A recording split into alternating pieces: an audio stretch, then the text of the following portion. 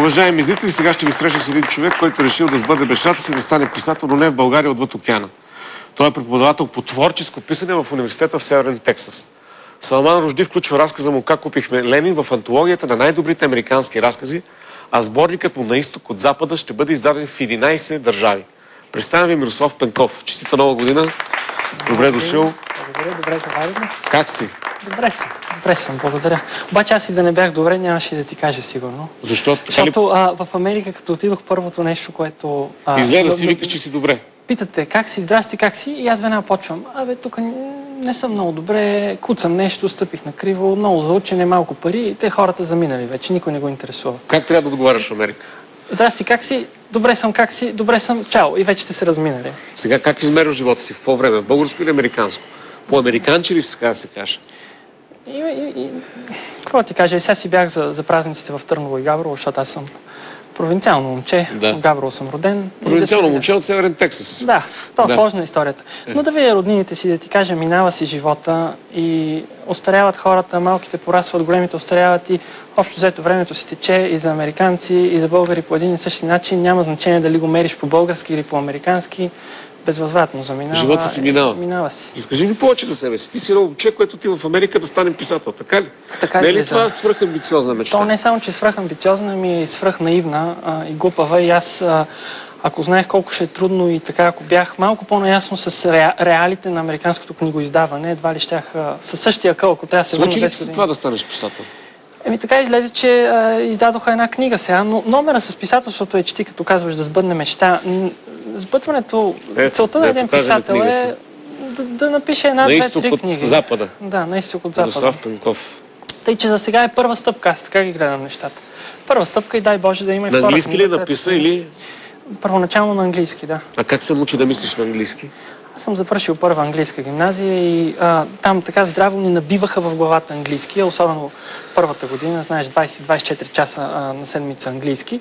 Идва един момент, в който става едно такова насищане на езика, едно такова лексикално опиянение, в което... Идва ти вече в повече и тогава изведнъж повече, изведнъж превключва и избива тапата. Добре, да как стана този пробив? Някой помогна ли ти? Как успя да дадеш книга в Америка, че да те включат в антологията на най-добрите американски разказвачи? Да, какво ти кажа, трудно стана аз още в България. Тук, в смисъл, в момента ти си може би най-добрият български писател в Америка. Ако може добрия по душа.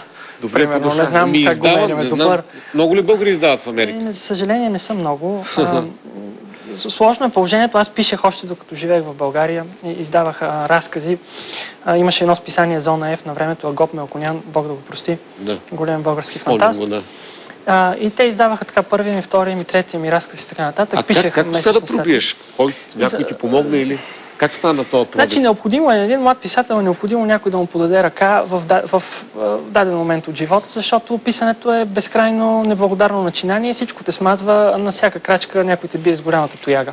А в България така беше, че Гоп просто ми вдъхна кураж да продължа да пиша. Заминавайки за Америка, аз учих 4 години психология в щат Арканзас. Абсолютно непонятен за мен, неизвестен щат. Да, така чувал съм за арканзаски трапери. Всички това знаем. Да, така. И аз това бях чувал и очаквах съвсем различен животни да ловуваме, да дерем кожи. Оказа се друг свят.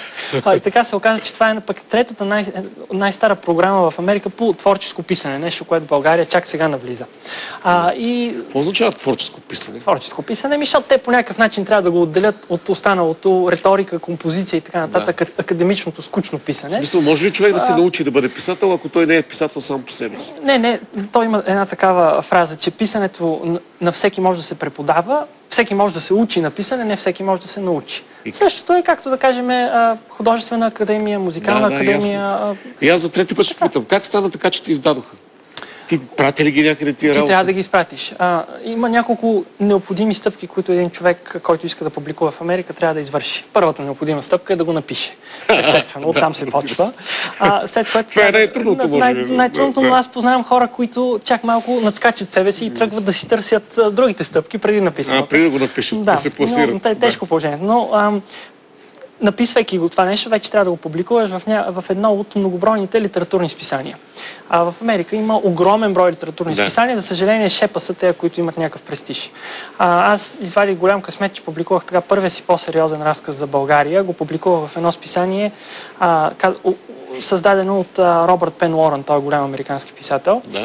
Разказ за България. Разказ за България. Той историята, ако да ти разкажа съвсем накратко как започнах, защото аз, живеейки в България, пишех фантастика, изцяло американизирана, повлияна от авторите, които обичах да чета. Робърт Хайнлайн, Алабала. Така, Стивън Кинг и прочее. Отивайки в Америка, обаче изведнъж видях, че всичките тези разкази са абсолютно безстойностни и фалшиви. Ние не можем да бъдем по-американци от американци. Беше невъзможно. И втората година, докато учих в университета, записах един задължителен час по история на западната цивилизация. Идва още първата седмица при мен професора и казва: господин Пенков, вие откъде сте? Викам: от България сме. Той вика: не може да бъде. Викам: може. Искаш ли, вика? This is impossible. Да. Не, той друга така дума, малко по-жаргонна каза, че не е за ефир. И вика: искаш ли да изкараш някой долар? Викам: кой не иска? Оказа се, че той, мой професор, си пише дисертация на тема еничерите на балканските земи. Той ми даде една книга, българска книга на професор Цветана Георгиева и каза: прочети, заглавието на книгата беше "Българите на еничерите по българските земи". Каза ми: прочети я, синтезира я и ще ми разкажеш за някои отделни части, от които той се интересуваше. Прочетох аз тази книга, научих една камара неща за еничерския корпус, за кръвния данък, девширме и така нататък. И си казах: добре, така и така съм ги научил тези неща, така и така ще ги забравя след една година. Да напише разказ. Да напише един разказ. Какъв разказ напише за еничерите? Казва се "Девширме" разказа и е последния в този сборник на Изток от Запад, макар и в доста по-различен. И предполагам, за американците това е нещо адски екзотично. Беше им безкрайно интересно. То на мен ми беше интересно, защото ти, четейки тези неща, почваш да откриваш един неоспорим паралел между нещата, които се случвали едно време с кръвния данък и нещата, които се случват в момента с отичането на този български потенциал. Продължаваме да даваме кръвен данък. Най-добрите си отиват. На времето най-добрите са отивали да стават еничери, сега най-добрите отиват да търсят щастието в чужбина. Отиват да стърчат. И това, което беше интересно на мой професор, в който го интересуваше, има ли в тая тегоба, кръвния данък, има ли случаи, и се оказа, че има, особено из Босна и с тези други балкански земи, в които родителите доброволно да са си предавали синовете. И се оказа, че има, защото ти като рая нямаш никакъв потенциал. Имало. Това е възможност перспектива за развитие. Как са го правили доброволно? То е паралел, как да не го видиш изведнъж с моите майка ми баща ми? Инджел Войвода, не знам дали знаеш. Инджел Войвода, той така е. Имало е хора, които са стигали чак до Велик Везир, примерно, от еничерския корпус. И като си спомня едно време, майка ми и баща ми какво викаха: бягай и заминавай, няма за тебе тук. Защото аз исках да пиша. Какво ще пишеш, бе, брат, че то беше толкова тежко? Как те включиха в тази антология на най-добрите разказвачи? Значи съществува... Салман Ружди е голямо име. Голямо име. Автор на сатанински строфи, преследван от всички ислямски фундаменталисти по света. Да. В Америка има две антологии: най-добрите американски разкази, което съществува от 14-та година насам, и О. Хенри наградите, което е от 19-та година. Всяка година тези две антологии отличават според тях 20-те най-добри разказа, публикувани в Америка и Канада. Значи за дадената календарна година. В Америка и цяла Канада. Да. Четат всички, твърдят, че четат редакторите на тези две поредици всички разкази, публикувани дадената календарна година. От тях избират 120-те най-добри и всяка година гостува редактор, който получава тези 120 и от тях той избира 20. И ти си един от тях? Аз съм с разказа "Как купихме Ленин", влезе в най-добрите американски, а пък на Изток от Запада... Разказа е... Иска да кажеш, че ние българите сме купили Ленин, или? Героите на дадения разказ. Мен ми беше интересно едно време и те всички разкази в тази книга са за България. Историята беше ми интересно тези двете страни на медала. Историята за едно младо момче, българче, капиталистче, което заминава да учи в чужбина, за връзката му с неговия дядо, активен борец, партизанин, здрав комунист. Обаче искрено вярваш в тези идеали и за конфликта, който възниква заради тези идеали. Той се опита да му купи мумията на Ленин. И в крайна сметка обаче се получава, защото на мен това ми е интересно, как се променят героите в един разказ. Едно отъждествяване на двата героя, които в края на разказа се събират на едно. И има един такъв момент, в който... Помни ли това на този немския филм? Goodbye, Ленин. Аз не съм гледал този немския филм, не знам дали напомня, ама... Имаше нещо подобно в сюжета. Една жена, която живее изолирано в къщата си, и синът ни дава да разбере, че също социализма си е отишъл. И тя живее в такава среда.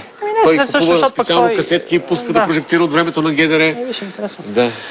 Има го това, но интересно. Общочовешки разказ, общо взето, за начина, по който възприемаме миналото си, за начина, по който го отричаме и в значи в момента ти си един от най-успешните така българи, писатели в Америка. Включи си в антологията най-добрите разказвачи. Това нещо в цифрово изражение има ли или?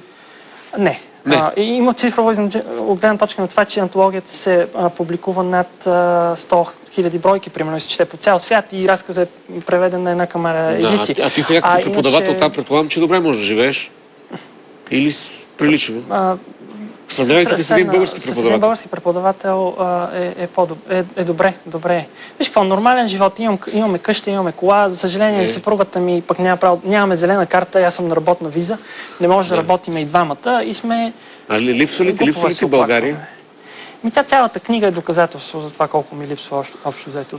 Особено първите години бяха доста тежки. Във времето, колко време си там, колко време е тук? От 10 години съм там, 2001 замина, но си идвам често по празниците. Не, идвам си за ваканциите още едно време като студент. Като тръгваш към Америка, какво си взимаш от тук? Носиш ли си нещо? Това е хубав въпрос, аз мога да ти го отговоря, нали, нося България, семейство в сърцето си, или на сантименталния отговор. Може чудо да си вземеш. Интересната история е, че заминавайки 2001 получих съвет, разбира се, от родители на деца, които вече живееха в Америка, дори в моя университет в Арканзас, и те казаха така: страшно е скъпо в Америка, купувай всичко носи. И аз си занесох чаршафи, възглавници, одеяла, легенче, простирче, щипчици. Цирк. 90 кг багаж. Ако един ден разказвам на моите деца, няма да мога да им кажа. А сега какво си занесеш? Книги. Аз влача страшно много книги. Влача учебници по история, българска история. Добре. Може да пожелаеш на българите за новата година? Това е първото ни предаване за новия сезон. Новата година. Да са живи и здрави. Значи, това е най-важно. Имаш ли си здравето, другото са бели кахари. Но нещо, което аз от моята съпруга се мъчи да се науча, защото тя е японка и от японската култура. Много благодарен народ. Аз съм женен за японка. Тя е страшна каша. Ти си много интересен човек. Не знам. Добър български писател, най-добър американски разказвач, женен за японка.